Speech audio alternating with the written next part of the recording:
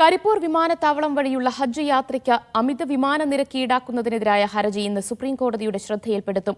വെള്ളിയാഴ്ചയ്ക്ക് മുൻപായി പരിഗണിക്കണമെന്നാണ് ഹർജിക്കാരനായ PV മുഹമ്മദ് അലിയുടെ ആവശ്യം. ചീഫ് ജസ്റ്റിസ് സഞ്ജീവ് ഖന്നയുടെ മുൻപാകെയാണ് അടിയന്തരമായി പരിഗണിക്കണമെന്ന ആവശ്യം ഉന്നയിക്കുക.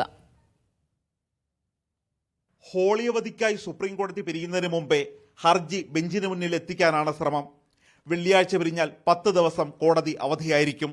കൊച്ചി, കണ്ണൂർ വിമാനത്താവളങ്ങളെ അപേക്ഷിച്ച് കരിപ്പൂർ എംബാർക്കേഷൻ പോയിന്റിൽ നിന്നും പുറപ്പെടുന്നവർക്ക് 40,000 രൂപ അധികമായി നൽകേണ്ടി വരുന്നുണ്ട്. ഈ വിവേചനം ഒഴിവാക്കണമെന്ന ഹർജിയാണ് ഇന്ന് ചീഫ് ജസ്റ്റിസിന് മുമ്പാകെ ശ്രദ്ധയിൽപ്പെടുത്താൻ ഒരുങ്ങുന്നത്.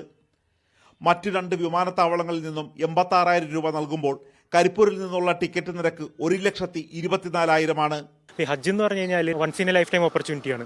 ഈ once in a lifetime opportunity എന്ന് പറയുമ്പോൾ എല്ലാവരും എക്കണോമിക്കലി വയബിൾ ആവണമെന്നില്ല. വളരെ താഴെ ഒരു പുവർ ലെവലിലുള്ള ആൾക്കാരൊക്കെ ആവാം, ഫിനാൻഷ്യലി സ്റ്റേബിൾ അല്ലാത്തവരാണ്. അപ്പോൾ ഈ 40,000 രൂപ ഒരു വ്യത്യാസം പറയുന്നത് പലർക്കും വലിയ ബുദ്ധിമുട്ടാണ്.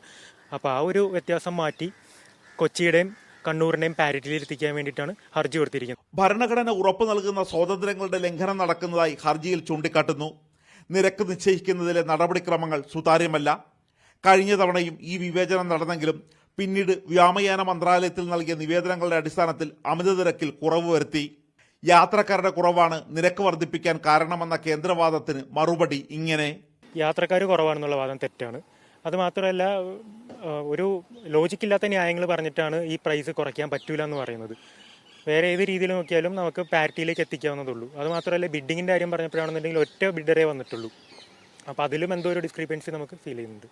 കേന്ദ്ര സർക്കാരിനെ എതിർകക്ഷിയാക്കിയാണ് ഹർജി സമർപ്പിച്ചിരിക്കുന്നത്. D. ധനസുമോത്, മീഡിയ 1, ഡൽഹി.